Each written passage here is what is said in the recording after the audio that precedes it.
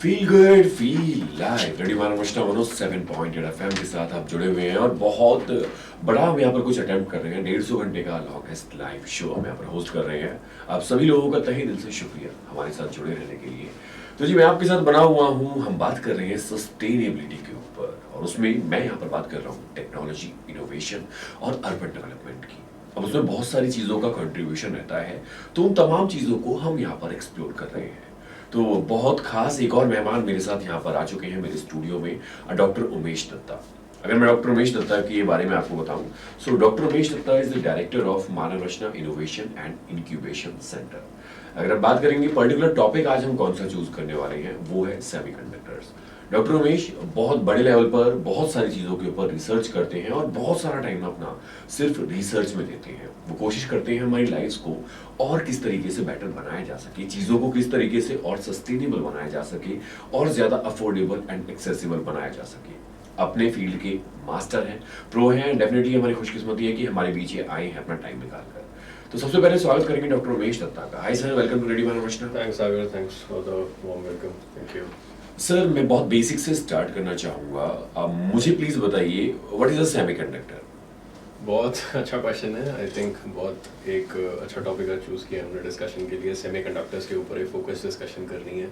So definitely अलग अलग materials होते हैं।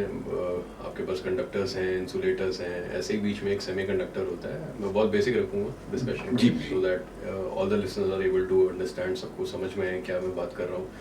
सो हमारे वर्ल्ड में बहुत अच्छे मटेरियल्स अवेलेबल हैं। सबसे ज़्यादा सिलिकन है कहते हैं। सो सिलिकन मिट्टी में होता है। ये बोला जाता है कि मिट्टी जो है वो सोना है और मिट्टी में सब कुछ है। सो सिलिकन जो एक मटेरियल है वो हमें सैंड में मिलता है और वही एक बेस है जिससे पूरा इलेक्ट्रॉनिक इंडस्ट्री चल रहा है। सो सेमीकंडक्टर्स की बात करें सो इसके अंदर सिलिकन एक बहुत इंपॉर्टेंट मटेरियल है और सिलिकन मिट्टी में है और वहीं से सारी चीज़ें बननी शुरू हुई हैं। सो सेमीकंडक्टर्स आई थिंक एक बहुत इम्पॉर्टेंट कंपोनेंट है आज मॉडर्न डे लाइफ्स का। और जितने भी चिप्स आप लोग देखते हैं बनते हैं वो सारे सेमीकंडक्टर मटेरियल से बनते हैं। और चाहे वो सिलिकन हो या एडवांस मटेरियल्स जैसे आजकल गैलियम नाइट्राइड आ गया है। सो बहुत सारे नए मटेरियल्स भी आ गए हैं, बट बेस अभी भी सिलिकन है जो मिट्टी में है और वहीं से सारे के सारे चिप्स जो है वो बनते हैं। सो एक ब्रॉडर टर्म में आप इसे ऐसे ले सकते हैं कि एक ऐसा मटेरियल जो चिप्स बनाने में यूज़ होता है और जिसकी कंडक्टिविटी जो है वो बीच पे फॉल करती है। सो ना तो वो कंडक्टर है परफेक्टली, ना तो वो एक इंसुलेटर है परफेक्टली। सो ऐसे मटेरियल्स जो हैं वो सेमीकंडक्टर्स होते हैं और सिलिकन एक इसका एक बहुत अच्छा एग्जांपल है। जर्मेनियम दूसरा मटेरियल मैं आपको बता सकता हूँ, बट वो कहते हैं ना मिट्टी सोना है और उसी से सब चीज़ें निकली हुई हैं। सो सिलिकन मिट्टी में मिलता है सबसे ज़्यादा और वहीं से सारा इलेक्ट्रॉनिक्स और सारा सेमीकंडक्टर का इकोसिस्टम चल रहा है। So that's how easy it is to understand. Thank you so much sir. और सेमीकंडक्टर्स का अगर थोड़ा सा और आपको समझाऊं बहुत छोटे में, तो कुछ दिनों पहले गाड़ियों की शॉर्टेज हुई थी। गाड़ियां मैन्युफैक्चर नहीं हो पा रही थी, बहुत लंबी लंबी वेटिंग थी। जब मैन्युफैक्चरर्स से पूछा गया कि क्या वजह है, तो उन्होंने कहा था भाई हमारे पास चिप की शॉर्टेज है एंड पर्टिकुलरली सेमीकंडक्टर्स उसमें बहुत बड़ा एक रोल प्ले कर रहे थे। सो आप आइडिया लगा सकते हैं कि पूरी की पूरी मार्केट एक हॉल्ट पर आ गई थी। इतना बड़ा रोल प्ले करती है छोटी सी चीज। तो कहीं ना कहीं पे अभी भी हॉल्ट पे ही है। जी सर, हाँ। ये इकोसिस्टम जो है ऑटोमोटिव्स का आई थिंक बहुत ज़्यादा डिसरप्शन हुई है इसके अंदर। और जहाँ पे भी आप जाओगे पूछोगे कि गाड़ी का शॉर्टेज क्यों है या वेटिंग टाइम बहुत ज़्यादा क्यों चल रहा है, आई थिंक एक ही आंसर मिलता है, चिप का शॉर्टेज है और सप्लाई चेन में थोड़ा सा इशू है। सो आई थिंक इससे अंदाज़ा लगाया जा सकता है कि ये फील्ड या ये टेक्नोलॉजी कितनी ज़्यादा डोमिनेटिंग है और कहीं ना कहीं हमारी लाइफ का एक हिस्सा बन चुका है। और अगर इसके अंदर कुछ भी सप्लाई चेन में इशू आता है या इसकी शॉर्टेज रहती है, सो आज की डेट के अंदर हमारा नॉर्मल लाइफस्टाइल उससे इम्पैक्ट होता है, काफ़ी हद तक होता है। सो ऑटोमोटिव गाड़ियाँ एक काफ़ी इंपॉर्टेंट रोल प्ले करती हैं और उसके अंदर शॉर्टेज आना कहीं ना कहीं पे शो करता है कि ये कितना इंपॉर्टेंट कंपोनेंट है। तो गाड़ी में बहुत सारी चीज़ें होती हैं, बट एक छोटी सी चिप अगर प्रोडक्शन में अगर इशू क्रिएट कर रही है, इसका मतलब ये बहुत इंपॉर्टेंट कंपोनेंट है। जी, ये बहुत बड़ा पॉइंट है कि सुनने में बहुत छोटा सा लग रहा होगा, देखने में भी बहुत छोटा सा होगा, लेकिन बहुत बड़ा एक रोल प्ले करती है। अलग अलग इंडस्ट्रीज में क्या क्या इसके रोल हैं, सस्टेनेबिलिटी में क्या इसका रोल है, ये तमाम चीजें आज हम यहाँ पर एक्सप्लोर करेंगे, क्योंकि डेफिनेटली डॉक्टर उमेश दत्ता अगर आए हैं तो हम हर एक चीज यहाँ पे जानने की कोशिश करेंगे। तो सर उसके बाद मैं जानना चाहूंगा मूरे लॉ के बारे में। जब भी बात सेमीकंडक्टर्स की होती है तो ये नाम बहुत फेमस है, बहुत सुना जाता है। मूरे लॉ है क्या एग्जैक्टली? आई थिंक ये अगेन एक बहुत इम्पोर्टेंट क्वेश्चन आपने पूछा है। और जब हम पढ़ाते हैं या क्लास के अंदर जो है सेमीकंडक्टर्स को पढ़ाना शुरू करते हैं, तो ये सबसे पहली चीज़ होती है जो हम डिस्कस करते हैं कि मूरे लॉ क्या है। सो इंटेल के फाउंडर रहे हैं मूरे, गॉर्डन मूरे, और ये लॉ बड़ा इंपॉर्टेंट है सेमीकंडक्टर की इंडस्ट्री के अंदर। सो मैं डेफिनेशन के ऊपर नहीं जाऊँगा, बट मैं आपको समझाने की पूरी कोशिश करूँगा कि है क्या, और ये अभी भी वैलिड है। जब से आया है और अभी तक आज 2023 चल रहा है, ये लॉ अभी भी वैलिड है, और जो इसकी प्रेडिक्शन थी या जो इसने बोला था वो आज की डेट में भी इक्वली वैलिड है, और आने वाले कुछ सालों तक आई एम श्योर ये वैलिड ही रहने वाला है। और ये है क्या, इसके बारे में थोड़ा सा समझने की कोशिश करते हैं हम। तो ये कहता है कि अप्रॉक्सीमेटली 2 साल के अंदर जो नंबर ऑफ ट्रांजिस्टर हैं एक चिप के ऊपर, वो डबल हो जाएंगे। सो इसका मतलब ये हुआ कि जो हमारी टेक्नोलॉजी है वो हमें अलाउ करेगी स्केल डाउन करने के लिए। जो मोबाइल का साइज़ एक टाइम पर होता था, जब मोबाइल फ़ोन्स आए थे, वो बहुत बड़ा था। आज की डेट में आपके पॉकेट के अंदर मोबाइल फ़ोन है, सो वो इतना बड़ा साइज़ इतना छोटा हो गया। और अभी तो आपके रिस्ट बैंड के अंदर जो है वॉचेस आ गई हैं, जिसके अंदर आप पूरा मोबाइल फ़ोन लगा के चलते हैं। सो साइज़ जो है हमारे गैजेट का वो रिड्यूस हो रहा है, काफ़ी मतलब रिड्यूस हो रहा है, और बहुत एक फास्ट पेस से रिड्यूस हो रहा है। सो मूरे सर ने यही बोला था कि नंबर ऑफ ट्रांजिस्टर्स जो हैं वो चिप के ऊपर वो ऑलमोस्ट डबल हो जाएंगे अप्रॉक्सीमेटली 2 साल के अंदर अंदर। यानी कि डिवाइस का साइज छोटा होता रहेगा, टेक्नोलॉजी एडवांस होती रहेगी और डिवाइस का साइज श्रिंक करता रहेगा। वो और अच्छी और बेटर टेक्नोलॉजी जो है वो हमें अलाउ करेगी छोटे डिवाइस बनाने के लिए और एफिशिएंट डिवाइसेस बनाने के लिए। सो अभी आप कोई भी डिवाइस देखते हैं, वो पहले 15 साल पहले कुछ और एक शेप में थी, और आज की डेट में बिल्कुल ही डिफरेंट शेप में है। आई थिंक आप बोल सकते हो कि काफ़ी छोटी हो गई है और काफ़ी ऑप्टिमल हो गई है पावर कंजम्पशन के पॉइंट ऑफ व्यू से, बैटरी पावर के पॉइंट ऑफ व्यू से। सो चीज़ें बेटर होती जा रही हैं। सो मूरे लॉ जो है वो यही हमें बताता है कि हर 2 साल के अंदर जो है टेक्नोलॉजी हमें अलाउ करने वाली है कि नंबर ऑफ ट्रांजिस्टर, क्योंकि जो मेन है वो है ट्रांजिस्टर, जिससे सारी चीज़ें चल रही है सेमीकंडक्टर के अंदर। चाहे आपका मोबाइल फ़ोन में चिप है, चाहे गाड़ी के अंदर जो चिप है, सो अल्टीमेटली उसको अगर आप स्केल डाउन करोगे नीचे जाके, तो आपको यही है कि transistor he ultimately at the end of the day. So transistor जो है वो नंबर ऑफ ट्रांजिस्टर्स एक चिप के ऊपर कितने आ सकते हैं, वो अभी जितने आ रहे हैं वो 2 साल बाद जो है उससे डबल आ जाएंगे उतने साइज़ के अंदर।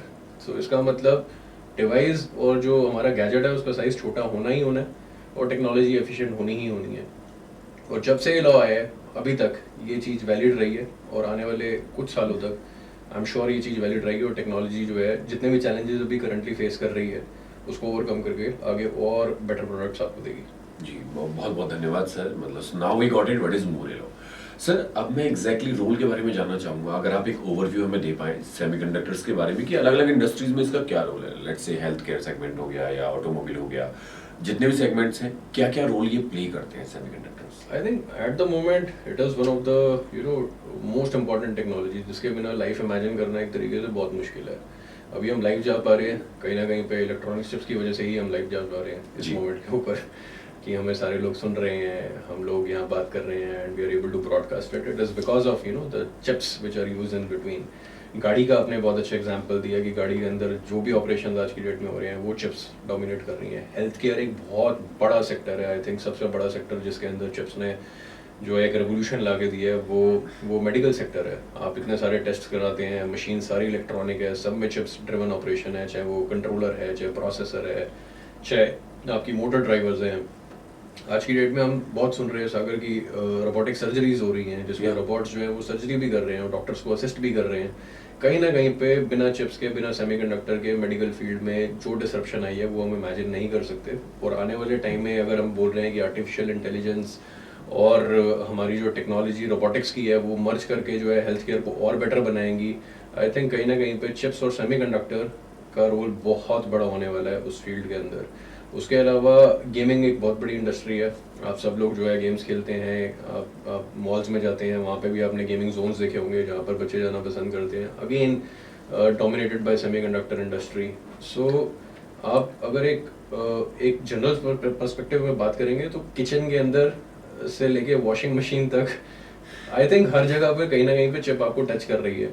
और कहना गलत नहीं होगा, ये आपका बेस्ट फ्रेंड बन चुका है। वाई? बिकॉज आपके पॉकेट में आपके साथ हमेशा रहता है। सो कहीं ना कहीं आप सेमीकंडक्टर लेके घूम रहे हो रोज। तो इसका अगर मैं क्रक्स यहाँ पे निकालूं तो जितना हम लोग चीज़ों को ऑटोमेशन पे लेके जाएंगे उतना ज़्यादा सेमीकंडक्टर्स को अपने हम क्लोज पाएंगे। जो जितने आपके गैजेट्स के नंबर बढ़ते रहेंगे उतने ज़्यादा सेमीकंडक्टर्स जो है वो बढ़ते रहेंगे, उनकी प्रोडक्शन बढ़ती रहेगी। अब क्योंकि सर बहुत फास्ट पेस्ड हमारी लाइफ हो गई है, हमारी स्मार्ट वॉचेस हो गई हैं, हमारे चाहे आप एयरपॉड्स की बात कर लें या फिर आप फ़ोन की बात कर लें, हर चीज़ हमारी स्मार्ट हो गई है। हर एक चीज़ में सेमीकंडक्टर जो है वो आ चुका है।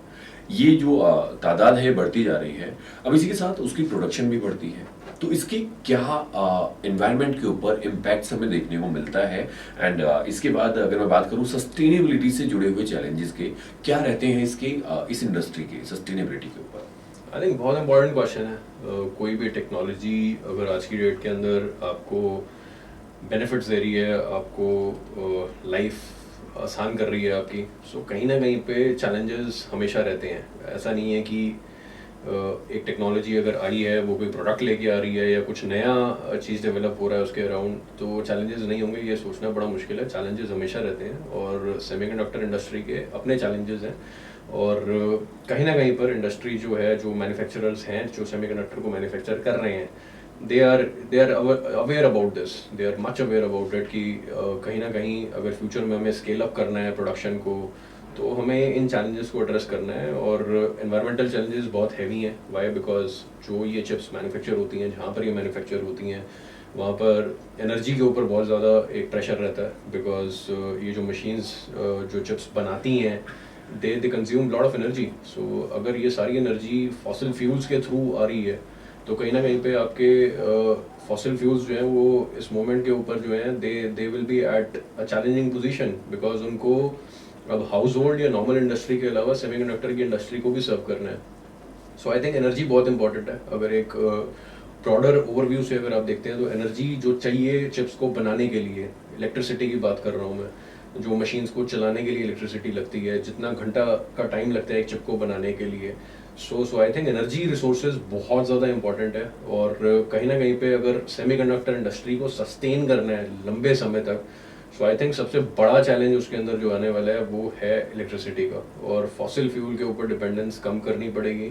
जो नॉन रिन्यूएबल सोर्सेज हैं एनर्जी के, विंड है, सोलर है, उसके ऊपर डिपेंडेंसी ज़्यादा करनी पड़ेगी। सो विच मीन्स दैट जहाँ पर भी सेमीकंडक्टर की मैन्युफैक्चरिंग हो रही है, वहाँ पर जो एनर्जी रिसोर्सेज हैं वो फॉसिल से हट के ज़्यादा जो है, अगर वो नॉन रिन्यूएबल एनर्जी के ऊपर अगर हम जाते हैं, तो आई थिंक चैलेंज जो है वो ज़्यादा रहता है। So we have to make sure कि भाई जो रिन्यूएबल सोर्सेज हैं, the ones which are in the category of solar और मे बी हाइड्रोजन और वाटर, हाइड्रोलिक्स और विंड, आई थिंक वहाँ पर ज़्यादा शिफ्ट होना चाहिए। और इंडस्ट्रीज इसको समझती भी हैं और कहीं ना कहीं एक बैलेंस करके चला हुआ है। But I think in the near future अगर ज़्यादा डिपेंडेंस सोलर और उसके ऊपर रहेगी तो ज़्यादा बेटर रहेगा।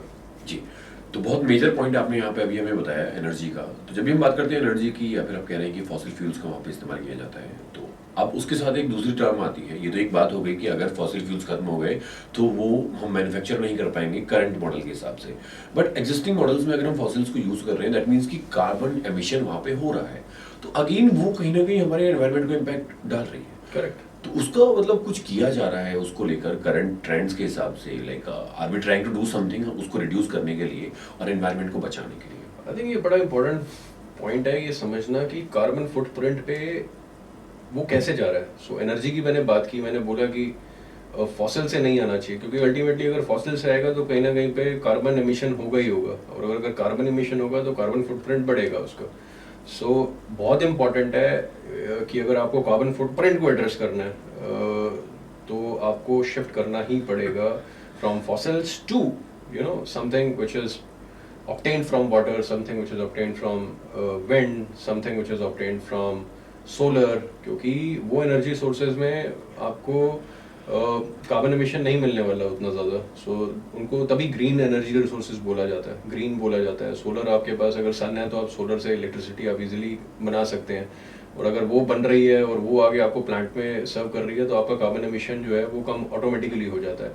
सो कहीं ना कहीं पे अगर इसको आप स्केल डाउन करोगे तो यही पता लगेगा कि अगर हम ये चीज़ कर पा रहे हैं कि फॉसिल से डिपेंडेंस हटा पा रहे हैं, सो कहीं ना कहीं आप एक बड़ा इम्पैक्ट कर सकते हैं कार्बन फुटप्रिंट के ऊपर, कि वो आपका कम होता ही जाएगा।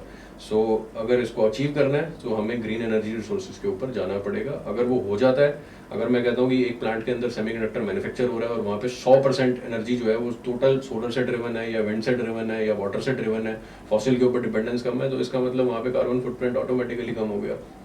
सो आइडियल ऑप्शन है कि आपके एनर्जी सोर्सेज ऑल्टरनेटिव जो एग्जिस्टिंग है आपको उसमें जाना पड़ेगा। और आई थिंक टेक्नोलॉजी काफ़ी मैच्योर हो गई है। सोलर की अगर आप बात करते हैं तो ऑलरेडी इंडिया जो है एक अच्छे पेस के ऊपर जा रहा है इन टर्म्स ऑफ सोलर बजट्स जो हमें अचीव करने हैं 2030 तक। सो टेक्नोलॉजी भी काफ़ी अच्छी हो गई है, पैनल्स की अवेलेबिलिटी है, और सोलर के अंदर आपके सन अगर अवेलेबल हैं तो ऑब्वियसली बात है कि आप जनरेट कर सकते हैं और सौर ऊर्जा का यूज़ प्रॉपरली कर सकते हैं। और अगर सौर ऊर्जा एक ऐसा रिसोर्स है, अगर उसको हमने सही से टैप कर लिया, आई थिंक आने वाले टाइम में जो एनर्जी के सर्ज हैं या डिमांड्स हैं उसको इजीली हम जो है आंसर कर सकते हैं। और सेमीकंडक्टर के अंदर कार्बन फुटप्रिंट को अगर हमें कम करना है तो हमें एनर्जी के ऊपर जाना पड़ेगा, जो कि सोलर से ड्रिवन है, जो कि विंड से ड्रिवन है, जो वाटर से ड्रिवन है, और फॉसिल्स पे जो हमारी डिपेंडेंस है वो कम करनी पड़ेगी। ऑटोमेटिकली कार्बन फुटप्रिंट जो बढ़ रहे हैं शायद उसके ऊपर हम जो है आराम से काबू पा सकते हैं। Thank you doctor Ramesh. अब मैं यहाँ पे जानना चाहूँगा आपसे, लाइक अभी आपने बात करी फॉसिल्स की और हम सेमीकंडक्टर्स की बात कर रहे हैं, तो दोनों ही फाइनाइट रिसोर्सेज हैं। एक फाइनाइट रिसोर्स ऐसा है सेमीकंडक्टर जो बढ़ता जा रहा है, जिसकी डिमांड बढ़ती जा रही है, गैजेट्स बढ़ते जा रहे हैं, और एक फाइनाइट रिसोर्स हमारे पास ऐसा है फॉसिल्स जो कम होते जा रहे हैं। तो वो एक बैलेंस वहाँ पे खराब होगा तो हमारे सामने अगेन वो शॉर्टेज वाली सिचुएशन खड़ी होगी। दूसरा आपने एनर्जी की बात करी, तीसरा आपने कार्बन एमिशन की बात करी। तो तीनों चीज़ों को ध्यान में रखते हुए करंट पॉलिसी मेकर्स या करंट पॉलिसीज के हिसाब से कुछ ऐसे इनिशिएटिव लिए जा रहे हैं या प्लान किया जा रहा है कि किस तरीके से इसको हम सस्टेनेबल बना पाएंगे? आई थिंक इम्पॉर्टेंट पॉइंट है ये भी जो आपने रखा है सामने, कि दोनों जो है वो लिमिटेड रिसोर्सेज हैं। ये सोचना कि सेमीकंडक्टर लिमिटेड है, ऑब्वियसली बात है, थोड़ा सा एक माइंड में स्ट्राइक करता है कि क्या ये सच में लिमिटेड है। क्योंकि स्टार्ट करने से पहले मैंने बोला था, सेशन जब स्टार्ट किया था हमने, तो सिलिकॉन एक इम्पॉर्टेंट मटेरियल है सेमीकंडक्टर में, और वो सैंड से बनता है, सैंड से मिलता है, मिट्टी से मिलता है। तो मिट्टी तो हमारे पास है तो हम सिलिकॉन निकाल सकते हैं उसमें से। बट मैं यही बोलूँगा कि सप्लाई चेन एक बहुत बड़ा इंपॉर्टेंट इशू है प्रोडक्शन के अंदर। सेमीकंडक्टर के सारे मटेरियल आपको एक कंट्री में मिल जाएंगे ये ज़रूरी भी नहीं है। आपको कंट्री स्पेसिफिक भी जाना पड़ता है कई बार मटेरियल्स लेने के लिए। It is very difficult to get all the materials which are required for manufacturing of semiconductors in one place. एक जगह पे सारा चीज़ें मिल जाएंगी सेमीकंडक्टर्स को बनाने के लिए या पूरा गैजेट बनाने के लिए, वो पॉसिबल नहीं होता। सो अलग अलग देश में अलग अलग तरीके के मटेरियल पाए जाते हैं। सो मटेरियल की सप्लाई चेन का इशू अलग इशू रहता है इसके प्रोडक्शन के अंदर। सो ये नहीं बोल सकते कि बहुत सारा अवेलेबल है, अबंडेंस में है, शॉर्टेज तो है ही है सेमीकंडक्टर्स की, और साथ में एनर्जी या फॉसिल फ्यूल्स जो है वो भी शॉर्ट है कहीं ना कहीं पे, वो भी अबंडेंस में नहीं है। सो आई थिंक बैलेंस बना के चलना एक इम्पॉर्टेंट एक स्ट्रैटेजी रहने वाला है आने वाले टाइम के अंदर। और सस्टेन करने का फॉर्मूला एक ही है कि आपको ग्रीन जाना पड़ेगा, और कोई इसमें आपको और कोई सोचने की ज़रूरत नहीं है। Because ultimately things are related to energy and recycling. क्योंकि कहीं ना कहीं पे आप सेमीकंडक्टर्स यूज़ करते हैं, आपने कोई गैजेट यूज़ किया, आप उसको ज़िंदगी भर तो नहीं यूज़ करने वाले, उसका एक लाइफ स्पैन होने वाला है। वो लाइफ स्पैन के बाद आप उस गैजेट को फेंक देते हो। आपके पास आपने रेडियो को भी लिया होगा, जिससे आप सुनते थे रेडियो किसी टाइम पे, but it will not remain with you through out your life. आप कभी ना कभी उसको डिस्कार्ड कर दोगे, उसको बेच दोगे। फिर वो जब बिक जाएगा तो उसके बाद वो कहाँ जाएगा? उसके अंदर जो सेमीकंडक्टर लगा है, उसके अंदर जो मटेरियल्स हैं, जो चिप्स लगे हुए हैं, वो रिसाइकल होंगे फिर कहीं ना कहीं पे। सो मटेरियल की रिसाइकलिंग अगेन एक इम्पॉर्टेंट चैलेंज रहता है, या उसको कैसे एग्जीक्यूट करना है, ई वेस्ट का चैलेंज वो अलग एक इशू रहता है। सो प्रोडक्शन एक पॉइंट ऑफ व्यू है, बट रिसाइकलिंग अगेन एक दूसरा इंपॉर्टेंट पॉइंट है जो इसको सस्टेनेबल बनाने के लिए बहुत इंपॉर्टेंट पॉइंट है या कंसर्न है। सो मैं तो यही कहूँगा कि पूरा ओवरऑल बैलेंस है जो बना के चलना है, तभी ये आगे जो है एक सस्टेन्ड वे में ग्रो कर सकती है इंडस्ट्री। एनर्जी एक बहुत बड़ा इशू है जिसको आंसर करना है और ग्रीन एनर्जी रिसोर्सेज पे जाना है, फॉसिल्स पे डिपेंडेंस कम करनी है, वेस्ट मैनेजमेंट प्रॉपर करना है सो दैट जितना रिसाइकिल कर सकते हैं आप सेमीकंडक्टर को उतना आप रिसाइकिल करके दोबारा से जो है इकोसिस्टम के अंदर आप डालिए, बिकॉज मटेरियल अबंडेंस में नहीं है, मटेरियल भी लिमिटेड है। सो आपको कहीं ना कहीं रिसाइकलिंग के ऊपर, उसकी स्ट्रैटेजीज के ऊपर, उसकी टेक्नोलॉजी के ऊपर भी काम करना है। सो आई थिंक ओवरऑल अगर आप देखोगे सो क्रेडल साइकिल है पूरा का पूरा, आपने बनाया, कंज्यूमर ने कंज्यूम किया और उसने उसको डिस्ट्रॉय किया, फिर फाइनली वो फिर से रिसाइकिल होकर वापस आ गया और जितना रिसाइकिल हो सकता है उतना रिसाइकिल कर दिया। सो ओवरऑल अगर देखोगे, अगर एक स्ट्रैटेजाइज्ड मैनर के अंदर चला जाएगा तो ये सस्टेनेबल रहेगा। और गवर्नमेंट पॉलिसीज़ हैं, ओवरऑल वर्ल्ड लेवल पॉलिसीज़ हैं जो सेमीकंडक्टर इंडस्ट्रीज फॉलो कर रही हैं, जो मैन्युफैक्चरिंग करती हैं उनके ऊपर काफ़ी अच्छे नॉर्म्स होते हैं जो उन्हें अडेयर करने पड़ते हैं। आप पानी बहुत यूज़ होता है सेमीकंडक्टर्स को बनाने के लिए। Water again is a big challenge, क्योंकि जो भी सेमीकंडक्टर बनेगा उसके अंदर water supply again is a major challenge. और पानी जो वहाँ पे यूज़ हो जाता है वो आप बाहर फेंक नहीं सकते ऐसे, क्योंकि वो कंज्यूम करने के लायक नहीं होता, बिकॉज उसके अंदर बहुत सारे केमिकल्स ऑलरेडी होते हैं। सो वो पानी का भी मैनेजमेंट पूरा करना पड़ता है। सो ओवरऑल अगर एक बड़ी पिक्चर देखोगे तो पानी भी एक इम्पॉर्टेंट इशू रहता है सेमीकंडक्टर्स को बनाने के लिए। सो वाटर का मैनेजमेंट उस प्रोडक्शन हाउस में अगेन एक कह सकते हो बॉटलनेक है, या जो एक चैलेंजिंग पॉइंट है जो इंडस्ट्रीज जो है वो एड्रेस करती हैं। बट ओवरऑल कहीं पे भी प्लांट लगता है ये सारे फैक्टर्स को जो है वो चेक किया जाता है। और आई थिंक मैंने भी देखा है कई प्लांट्स के अंदर, क्योंकि जब आप असली विजिट करते हैं प्लांट्स के अंदर तो आपको और अच्छी नॉलेज मिलती है। सो इंडिया के अंदर भी ऐसे प्लांट्स हैं जहाँ पर सेमीकंडक्टर्स बनता है। सो आगे उसके बारे में बात करेंगे और आपको और नॉलेज देंगे। Thank you so much sir. यहाँ पे आपने मेरे 2 क्वेश्चंस एड्रेस कर दिए। I was about to ask कि अभी हमारे पास जो सस्टेनेबल प्रैक्टिसेस हैं, how can we make them more sustainable, but आपने बताया कि उसको हम रीयूज कर सकते हैं, रिसाइकिल कर सकते हैं। So again thank you so much.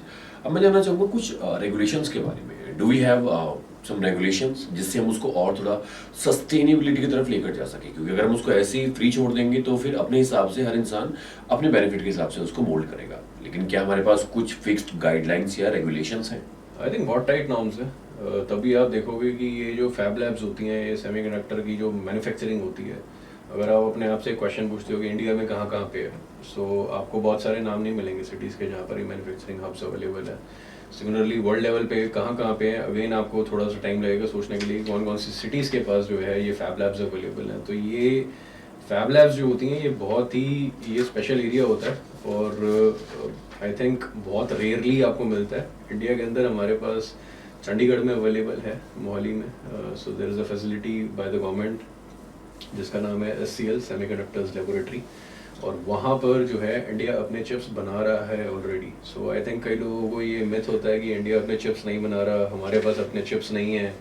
I think हम अपने चिप्स काफ़ी टाइम से बना रहे हैं और SCL चंडीगढ़ के अंदर जो है ये फैसिलिटी अवेलेबल है, और वहाँ पर इंजीनियर्स और जो सेमीकंडक्टर का वर्कफोर्स स्टाफ है वो सारे के सारे जो हैं वो चिप्स प्रोड्यूस कर रहे हैं ऑलरेडी। जो हमारे मैक्सिमम चिप्स जो हैं वो गवर्नमेंट मिशंस में या स्पेस मिशंस में जो हमारा प्रोग्राम्स चलते हैं इसरो के, वहाँ पर वो सप्लाई करते हैं उन चिप्स को। और आप सब जानते हैं, and I think as a country we are all proud of all the efforts that has been put by ISRO, and जो हमने स्पेस टेक्नोलॉजी में अचीव किया है, स्पेस मिशंस में अचीव किया, आई थिंक पूरी दुनिया उसका लोहा मानती है। और आज की डेट में इंडिया का स्पेस प्रोग्राम जो है वर्ल्ड के स्पेस प्रोग्राम को भी कहीं ना कहीं पे जो है सपोर्ट कर रहा है, बाकी कंट्रीज के स्पेस प्रोग्राम्स को काफ़ी अच्छे से सपोर्ट कर रहा है। सो आई थिंक ये मिथ है कहीं ना कहीं कि हम चिप्स अपनी खुद नहीं बनाते हैं, हम अपनी चिप्स ऑलरेडी काफ़ी टाइम से बना रहे हैं और चंडीगढ़ में ही बन रही है, और वहाँ पे बहुत अच्छी फैसिलिटी है जिसके अंदर जो है ऐसी चिप्स बनती हैं, प्रोसेसर्स बनते हैं। सो मेड इन इंडिया और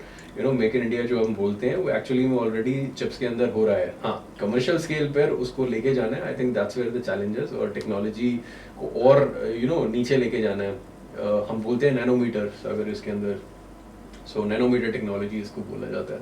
सो अभी 180 नैनोमीटर पे चल रहा है वहाँ पे। So we want to bring it down and we want to make sure कि भाई जो अभी कमर्शियल सेगमेंट पे बात चल रही है 28 नैनोमीटर, 40 नैनोमीटर और इवन बिलो दैट, अगर वहाँ तक आ पाए इन द नियर फ्यूचर तो आई think India super power semiconductors के टर्म में भी बन जाएगी बहुत जल्दी।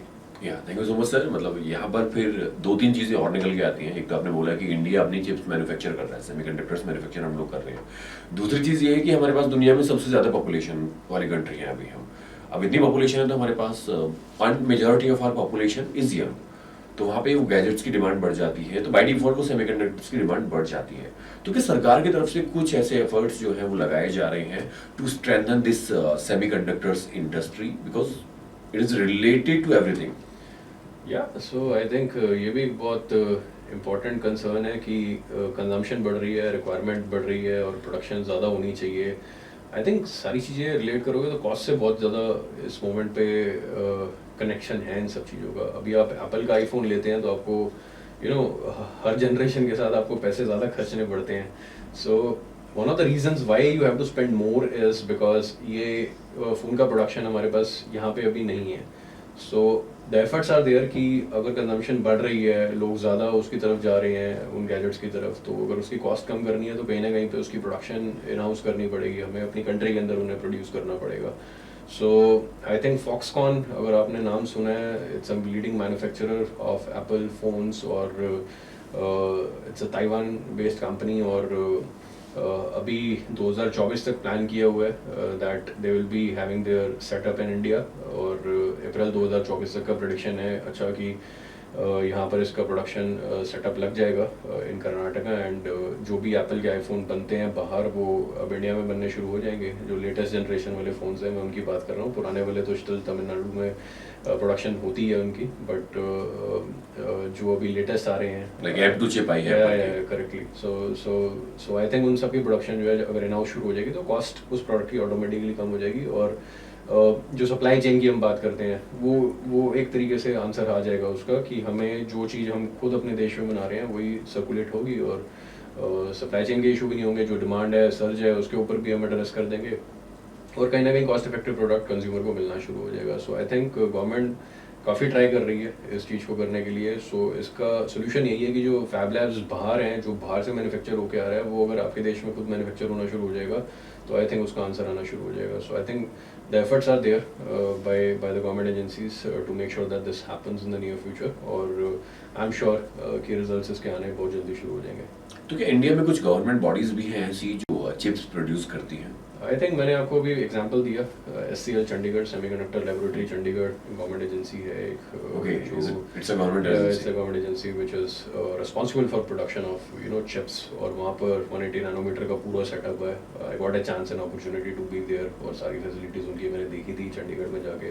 सो I think world class facilities हैं, this is what I can say. बहुत ज़बरदस्त है। और वो कहते हैं ना जैसे PPE किट पहन के अंदर जाते हो क्लीन रूम में, सो सेम एक्सपीरियंस हमें भी मिला था when I went over there कि वो किट्स पहना के अंदर गए बिकॉज वहाँ पे इम्प्योरिटी नहीं हो सकती क्लीन रूम के अंदर। बिल्कुल आपको जैकेट्स पहन के अंदर जाना होता है। If you touch anything it has to be with the gloves on, so you can't just move freely in the fab lab, क्योंकि फैब लैब में जो है क्लीन रूम बड़ा इंपॉर्टेंट होता है। और क्लीन रूम के अंदर जो है प्रोटोकॉल्स अलग होती हैं, आपको डबल लेयर जैकेट्स पहन के अंदर जाते हैं आप लोग। सो बहुत डिफरेंट एनवायरनमेंट है। और आई थिंक इंडिया के अंदर, चंडीगढ़ के अंदर ये चीज़ देखना was like a proud feeling for me at least, जब मुझे ये चांस मिला था जाके देखने का, एक दिन स्पेंड करने का वहाँ पे।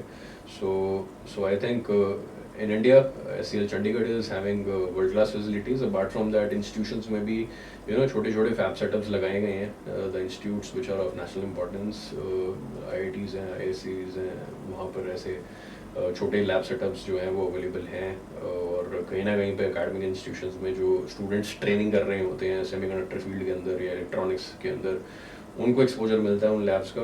और वहाँ से एक्सपोजर लेके वो लोग जो है इंडस्ट्री के अंदर फिर सर्व कर सकते हैं। सो आई थिंक पूरा पाइपलाइन है, it's a talent pipeline which we are talking about. So right from the academia to the industry ये टोटल कॉम्बिनेशन रहता है। बट येस, इंडस्ट्री मैं बोलूँगा semiconductor laboratory Chandigarh is world class in terms of their facilities.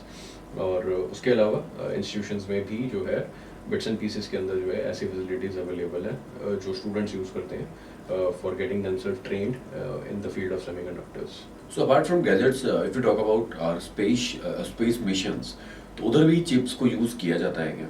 Space mission में तो बहुत important है chip. I think space mission आप जानते हैं कि it demands lot of investment, इसमें बहुत इन्वेस्टमेंट लगती है स्पेस मिशंस को एग्जीक्यूट करने के लिए। मंगलयान का आपको एग्जांपल याद होगा कि किस तरीके से इंडिया ने जो है सक्सेसफुली लॉन्च किया था, और मूवी भी बनी थी इसके ऊपर। सो काफ़ी लोगों ने देख के अप्रिशिएट भी किया किस तरीके से वो चीज़ हुई, mission Mangal and all. So I think बहुत पहले से चल रहा है ये वाली चीज़ कि इंडिया जो है सेमीकंडक्टर्स को प्रोड्यूस कर रहा है और कहीं ना कहीं पे अपने खुद इन हाउस चिप्स बना रहा है जो तो कौन प्रोड्यूस करता है हमारे स्पेस मिशंस के लिए? आई थिंक साइकिल होता है पूरा का पूरा सागर। सो डिज़ाइन होता है सबसे पहले, डिज़ाइन से मैन्युफैक्चरिंग तक जाता है, फिर असेंबली पैकेजिंग वो सारी चीज़ें आती हैं। सो अलग अलग सेट्स के ऊपर अलग अलग चीज़ों के ऊपर अलग अलग डिज़ाइनर्स या इंजीनियर्स उसको टच करते हैं, बट फाइनली फैब लैब में वो मैन्युफैक्चर होता है। सो फैब लैब जो है वो आपकी चंडीगढ़ में, जहाँ पे ये सारा काम होना है फैब्रिकेशन का, और वहाँ से फिर वो जो है इसरो के सेंटर्स में जाता है जहाँ से ये फाइनली यूज़ होता है। So it's a whole cycle. तो सर अब मैं बात करूं अगर प्रॉपर इस सेमीकंडक्टर इकोसिस्टम की, तो जो एकेडमिक इंस्टीट्यूशंस होते हैं उनका कितना रोल होता है उसको स्ट्रेंथन करने में, या क्या स्कोप है वहाँ पे? आई थिंक यहाँ पर बहुत बड़ा स्कोप है। अकेडमिक इंस्टीट्यूशंस जो हैं they are the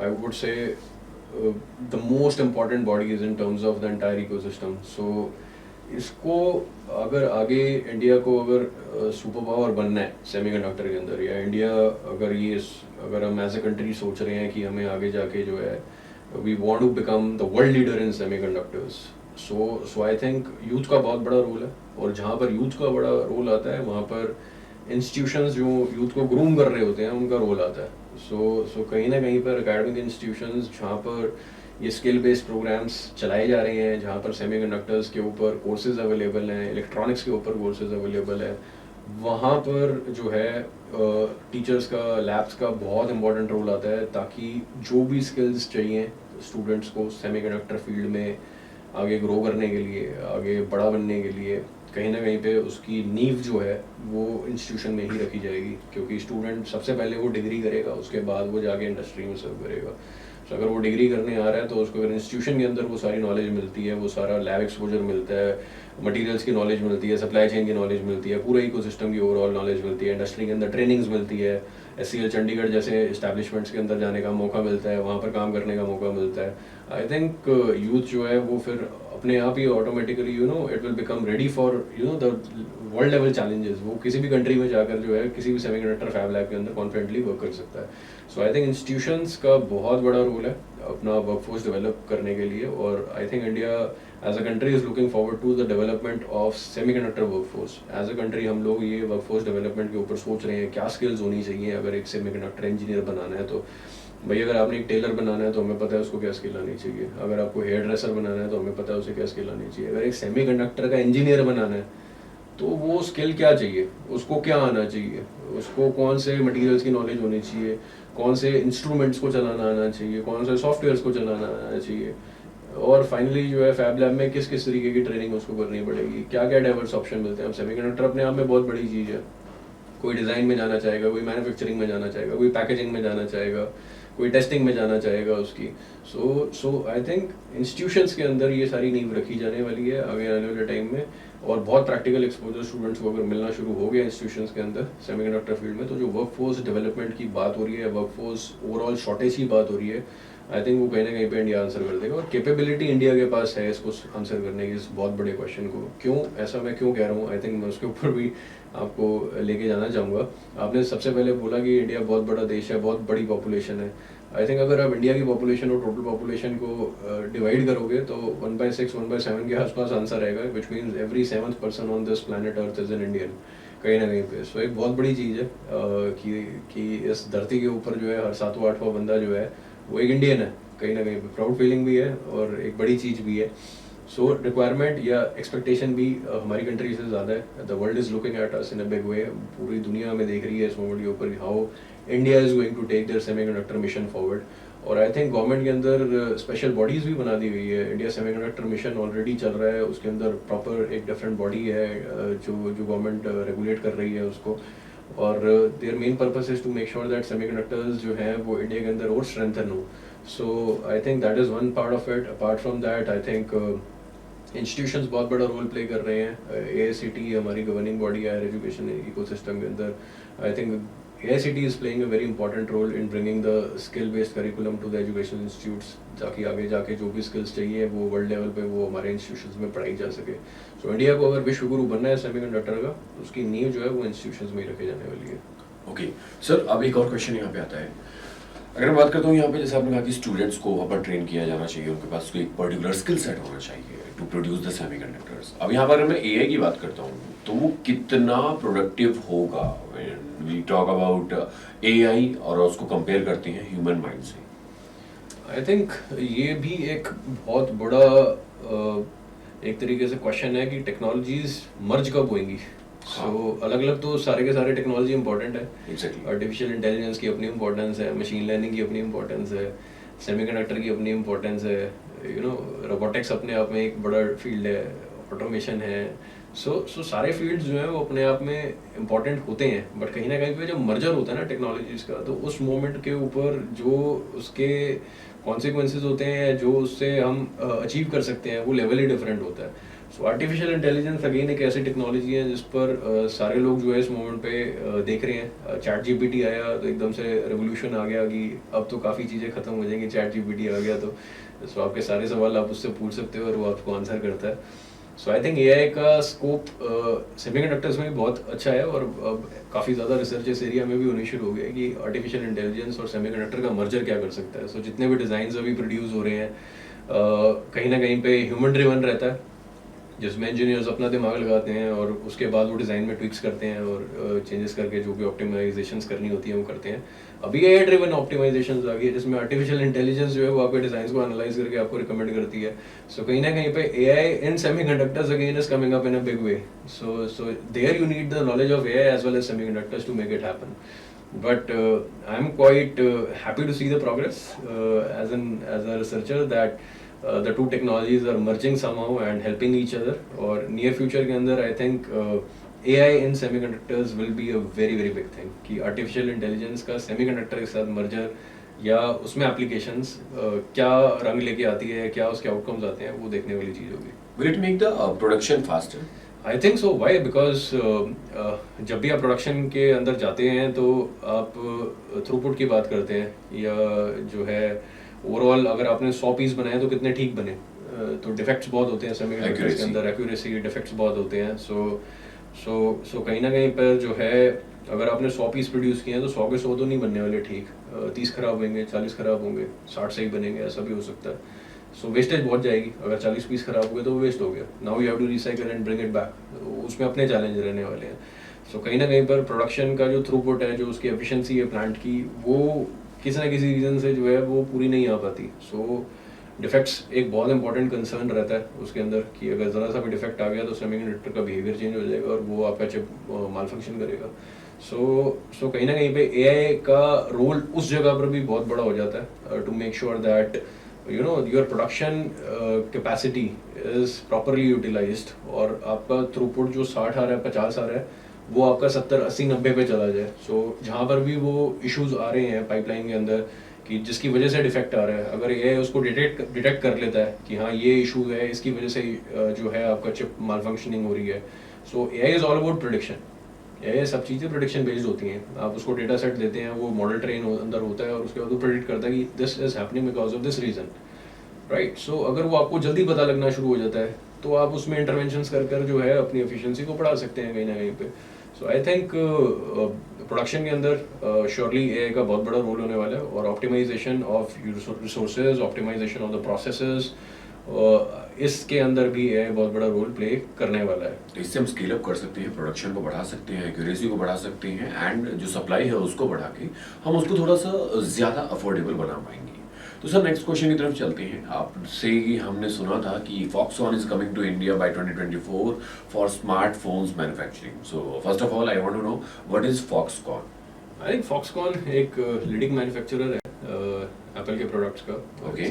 Taiwan based company. So Foxconn because of our efforts of the government, so काफ़ी अच्छा प्रोग्रेस हुआ है इस रिलेशनशिप के अंदर, और Foxconn is going to come to India by 2024 for smartphone manufacturing. और एप्पल का इकोसिस्टम जो है काफ़ी हद तक जो है इन हाउस बनना शुरू हो जाएगा। This is what the expectation is. So fingers crossed on that project. I think we are hopeful ये होता है तो बहुत ज़्यादा चेंज आएगा। ओके, तो अब मैं अगले क्वेश्चन की तरफ चलूँ तो आपके व्यूज जानना चाहूंगा मैं about nanometer technology in semiconductors. Like किस तरीके से वो इवॉल्व हुए हैं एंड किस तरफ वो जो है अब चल रहे हैं, किस डायरेक्शन में।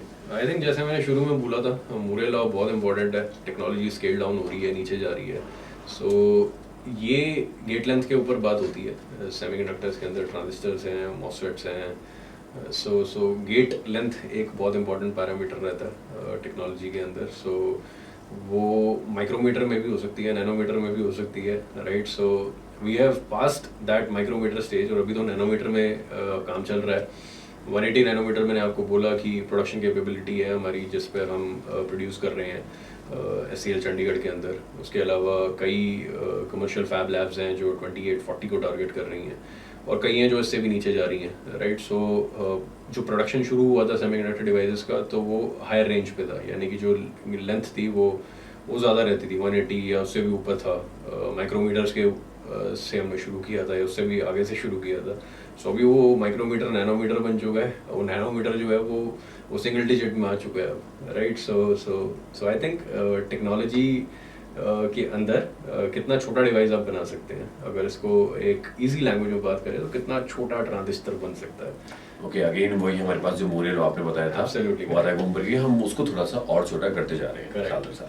तो अब मैं बात करना चाहूँगा उसकी रिसाइकलिंग या फिर प्रॉपर डिस्पोजल जो है उस प्रोसेस के बारे में। लाइक सेमीकंडक्टर्स की अगर मैं बात करूँ या मैं ई वेस्ट की बात करूँ, तो इनकी रिसाइक्लेशन का या फिर इनके डिस्पोजल का कितना बड़ा एक रोल होता है सस्टेनेबिलिटी के ऊपर, किस तरीके से कंट्रीब्यूट करता है वो? बहुत इंपॉर्टेंट है, बिकॉज इलेक्ट्रॉनिक्स जो गैजेट्स होते हैं, जो इलेक्ट्रॉनिक मटेरियल है, उसका रिसाइकलिंग का चैलेंज अलग है बिल्कुल ही। आप एक नॉर्मल वेस्ट को रिसाइकल जैसे करते हैं वो टेक्नोलॉजी अलग है, बट सेमीकंडक्टर या इलेक्ट्रॉनिक वेस्ट की जो रिसाइकलिंग है उसके चैलेंजेस अपने आप में अलग है। वाई? बिकॉज इसके अंदर जो मटेरियल यूज़ होता है वो टॉक्सिक होता है, वो सबको पता है कि ये it is a toxic material, ये नॉर्मल मटेरियल नहीं है, टॉक्सिक मटेरियल होने वाला है। सो अगर उसकी रिसाइकलिंग की बात करते हैं तो वो हमेशा से ही चैलेंजिंग रही है। So you need to have proper facilities in place जहाँ पर ये ई वेस्ट का जो है वो रिसाइकलिंग किया जाता है, और आपके सिटीज़ के आसपास जो है ऐसे ऑथोराइज सेंटर्स हैं जहाँ पर ये फैसिलिटी होती है, जहाँ पर आप ई वेस्ट को रिसाइकिल कर सकते हैं। और वहाँ पर जो है their main task is to segregate the important semiconductor material जो रीयूज़ किए जा सकते हैं। टाइटेनियम है, गोल्ड है, सिल्वर है, अलग अलग तरीके के मटेरियल्स जो हैं जो भी मैन्युफैक्चरिंग में यूज़ होते हैं, उनको जो है रिसाइकिल करके वापस से इकोसिस्टम में डालने का रिस्पॉन्सिबिलिटी ई वेस्ट मैनेजमेंट हाउसेस का रहता है। सो आई थिंक जब भी आप ई वेस्ट को डिस्पोज करते हैं, ये एक अच्छी प्रैक्टिस है जो आज की डेट में शुरू हो गई है कि जैसे अभी घर में आपका जब कूड़ा पिक होता है तो वो बोलते हैं कि गीला अलग करो, सूखा अलग करो। आई थिंक अब वो गीला और सूखा के साथ तीसरी चीज़ को ऐड करनी चाहिए, इलेक्ट्रॉनिक को अलग करो। तो गीला अलग करो, सूखा अलग करो, और इलेक्ट्रॉनिक वेस्ट को अलग करो, सो दैट वो सेग्रीगेशन तीनों टर्म्स में रहे। सो ई वेस्ट का आपका बिन अलग बन जाए, सो ग्रीन बिन रहता है आपका, राइट। सो ऐसे इलेक्ट्रॉनिक बिन भी होना चाहिए कि यहाँ पर इलेक्ट्रॉनिक वेस्ट आप ड्रॉप कर सकते हैं, so that it can be taken safely to the disposal houses जहाँ पर इसका disposal safe manner में किया जा सकता है, राइट। और वहाँ से वो मटेरियल्स को रिसाइकिल किया जा सकता है जो एक्चुअली में हमें चाहिए इकोसिस्टम में दोबारा डालने के लिए। सो आई थिंक बहुत इंपॉर्टेंट रोल है ऐसे हाउसेस का भी, और बहुत सारे स्टार्टअप्स भी ऐसे आ रहे हैं जो इस फील्ड के अंदर काम कर रहे हैं रिसाइकिलिंग के अंदर, क्योंकि रिसाइकिल करके वापस इकोसिस्टम में देना अगेन एक चैलेंज है और एक अपॉर्चुनिटी भी है। सो बहुत सारे स्टार्टअप्स इस एरिया के अंदर भी काम कर रहे हैं कि ई वेस्ट की रिसाइकिलिंग कैसे एफिशिएंट और इफेक्टिव बनाई जा सकती है। Thank you so much sir. अब जब आपने बात ई वेस्ट की कर दी है तो अब मेरे कुछ और क्वेश्चंस आएंगे ई वेस्ट को लेकर। लाइक जैसा आपने बोला कि गली मोहल्ले में या हमारे छोटे छोटे टाउन्स जो हैं वहाँ पर इंसेंटिव सिस्टम सरकार बना रही है, मैंने थोड़ा पढ़ा था इसके बारे में। तो लेकिन अब वो इंसेंटिव बेस्ड हमने एक सेंटर वहाँ पे ओपन कर दिया है, बट लोग अभी अवेयर नहीं है, लोगों को नहीं पता कि उनके पास जो पुराना फ़ोन है या उनके घर में जो पुराना एसी हो चुका है, टीवी हो चुका है, वो उसको रिसाइकिल करवा सकते हैं और बहुत बड़ा कंट्रीब्यूशन दे सकते हैं। तो आपके हिसाब से किस तरीके से हम लोगों को मोटिवेट कर सकते हैं उस एक पर्टिकुलर चीज़ को लेकर? एक कॉमन मैन जिसको कुछ नहीं पता, ना उसको ये पता है कि बड़ी सस्टेनेबिलिटी, ना उसको ये पता है कि ई वेस्ट में से क्या क्या निकल सकता है, तो कैसे हम उनको मोटिवेट कर सकते हैं? आई थिंक अवेयरनेस बहुत इंपॉर्टेंट है इस रिगार्ड, इस पर्टिकुलर पॉइंट के ऊपर, कि अवेयरनेस जो है वो ज़्यादा लोगों को मिले कि एक्चुअली में ये एक कॉज के लिए है कि अगर आप पुराना प्रोडक्ट वापस डाल रहे हैं इकोसिस्टम के अंदर, तो रिसाइकल होकर कहीं ना कहीं पे वो वापस आपको ही मिलेगा। और अगर इसके अराउंड इंसेंटिव स्कीम्स बन रही हैं जो आपको फ़ायदा पहुंचा रही हैं, तो आई थिंक ये विन विन सिचुएशन है आपके लिए। आप एक नॉर्मल डिस्कार्ड जो अगर आप कोई एसी करते हैं या कूलर करते हैं, या अगर आप मान लो अपना मोबाइल फ़ोन डिस्कार्ड करते हैं, तो आप ज़्यादा से ज़्यादा स्क्रैप डीलर को दे देंगे, वो आपको थोड़ा सा पैसा दे देगा। आपको वैल्यू उतनी ज़्यादा नहीं पता लगेगी, आपके लिए वो एक ख़राब चीज़ है, आप दे देंगे उसको फटाक से, लेकिन वो एक्चुअली में उससे काफ़ी चीज़ें एक्सट्रैक्ट की जा सकती हैं। सो अगर प्रॉपर रिसाइकलिंग सेंटर के ऊपर जाएंगी तो ऑब्वियसली बात है, you are contributing to the cause at the same time. So I think awareness is going to play a very important role इस पूरे इनिशिएटिव के अंदर। अवेयरनेस बहुत ज़्यादा इंपॉर्टेंट है, सबको पता होना चाहिए कि ये नॉर्मल कूड़ा नहीं है, ये इलेक्ट्रॉनिक कूड़ा है, या इलेक्ट्रॉनिक आइटम्स का जो है कलेक्शन है, और ये वापस रिसाइकल होके आएगा। जैसे आपका स्कूटर या गाड़ी अगर आपकी एज पूरी कर लेती है, तो उसके बाद डीलर्स उसको लेके जाके उसको रिसाइकल मारता है पूरा का पूरा मेटल को। So ultimately this is what is happening with the semiconductor field also, कि आपका कोई भी अगर आपने इलेक्ट्रॉनिक गैजेट को डिस्पोज ऑफ किया है, अगर उसको सेफली आप एक्सट्रैक्ट कर सकते हैं मटेरियल्स को, you are contributing to the cause. So I think awareness is the most important thing here. और जो भी पॉलिसीज गवर्नमेंट की आई हैं उसके बारे में अवेयर होना अपनी रिस्पॉन्सिबिलिटी भी है। पढ़ के, जैसे सागर ने बोला कि उन्होंने पढ़ा है, देखा है, ऐसी पॉलिसी आ रखी है, तो ऐसे करके आपको भी थोड़ा सा सर्च करना है। और आई थिंक लोकल एजेंसीज, जो अथॉरिटीज़ है, जो भी बॉडीज़ हैं रीजनल लेवल पे, वो भी अगर अपने स्कीम्स के अंदर अगर इस चीज़ को अच्छे से प्रोपेगेट करेंगे, तो आई थिंक ओवरऑल इस पूरे इकोसिस्टम में जो भी इंडिविजुअल कंट्रीब्यूशन की हम बात करते हैं वो सारे अपना दे पाएंगे।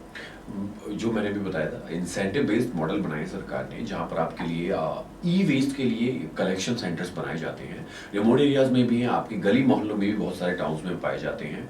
जहां पर आप जाते हैं तो आपको भी इंसेंटिव मिलता है। डिपेंड्स कि आप क्या लेकर जा रहे हैं। ई वेस्ट में कितने साल पुरानी चीज़ है, उसमें से कितना निकल सकता है, वो एक अलग पैरामीटर है।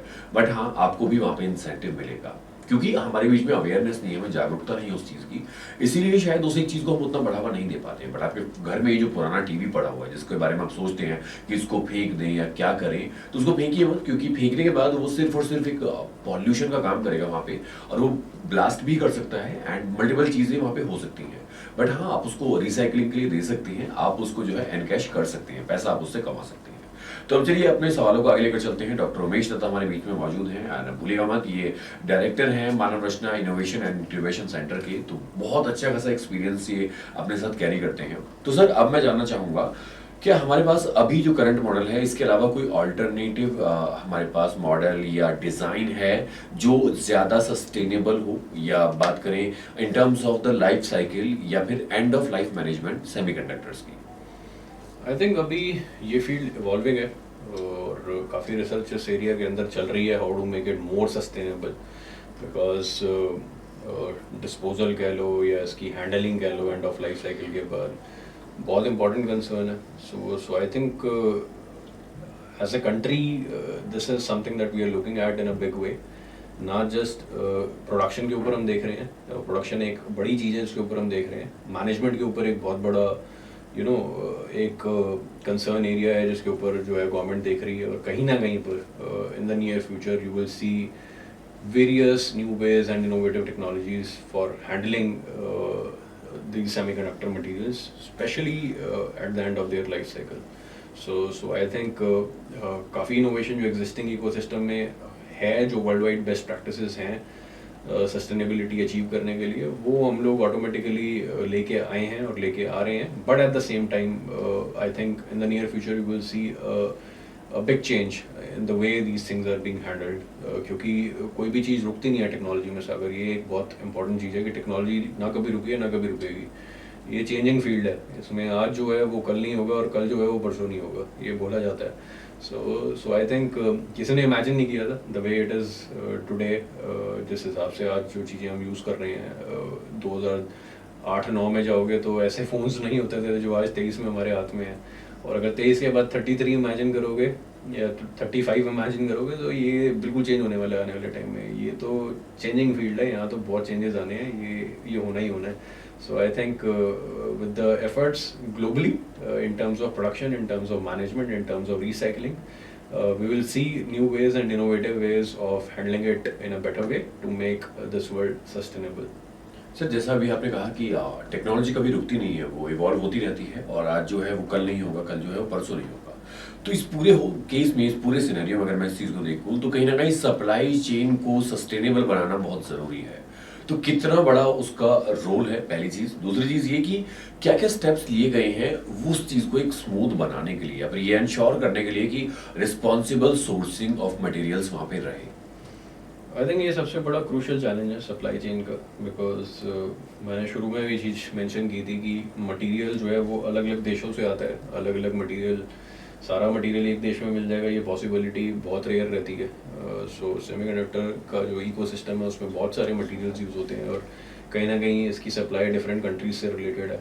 और जियो पॉलिटिकल टेंशन अगर रहती है तो सप्लाई चेन में श्योरली इफेक्ट आता है, और वही हमने अभी थोड़े दिन पहले देखा है कोविड-19 की वजह से हो, चाहे और किसी इशू की वजह से हो, कहीं ना कहीं उन टेंशन्स की वजह से सप्लाई चेन में बहुत बड़ा इशू है मटेरियल की। और that is one of the reasons Y जो टाइम था मार्केट में आने का सेमीकंडक्टर का, चिप्स का, वो काफ़ी बढ़ गया। सो सप्लाई चेन को स्मूदन करना बहुत ज़रूरी है, और मटेरियल्स के ऊपर रिसर्च बहुत ज़्यादा इम्पॉर्टेंट है, so that you know maximum जो मटेरियल्स एक साइकिल के अंदर चाहिए एक सेमीकंडक्टर की मैन्युफैक्चरिंग में, अगर आप एक कंट्री उसमें ज़्यादा कंट्रीब्यूशन कर सकती है तो अच्छी बात है। It's all about you know understanding, evolving, and materials जो भी इसके रॉ मटेरियल्स हैं उसके ऊपर काफ़ी ज़्यादा काम करने की ज़रूरत है, सो दैट यू नो वो चेन जो एक चल रही है जिसके अंदर कंट्री वाइज आपके ऊपर डिपेंडेंसी है कि ये मटेरियल इस कंट्री से आने वाला है, ये वाला मटेरियल इस कंट्री से आने वाला है।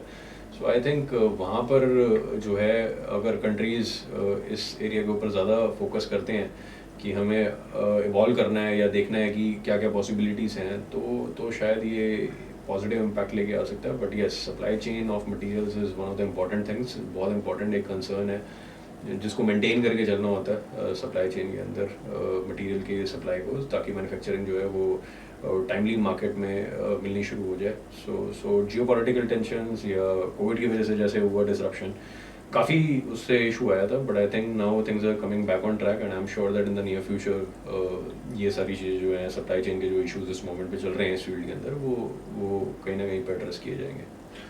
Thank you so much sir. Sir मैं जानना चाहूँगा कंज्यूमर्स के बारे में, कंज्यूमर्स कैसे कंट्रीब्यूट कर सकते हैं इन सस्टेनेबल प्रैक्टिसेस, अगर आप सेमीकंडक्टर इंडस्ट्री की बात करते हैं तो। आई थिंक अगेन कंज्यूमर का रोल जो है वो प्रोडक्ट कंज्यूम करने से ज़्यादा होना चाहिए। अभी ये सिर्फ हम ही है कि कोई भी गैजेट लेते हैं या कोई भी चीज़ लेते हैं उसको सिर्फ लेके यूज़ करने पे ही बिलीव करते हैं। आई थिंक बड़ी चीज़ है उसके डिस्पोजल की, उसके मेंटेनेंस की। बैटरी अगर आप यूज़ कर रहे हैं, लेट अस सपोज, बहुत कॉमन चीज़ है फ़ोन्स में बैटरी जल्दी चेंज होती है, अब फ़ोन बाद में चेंज करते हैं बट बैटरी रिप्लेसमेंट जल्दी होती है। Battery again has lot of important components.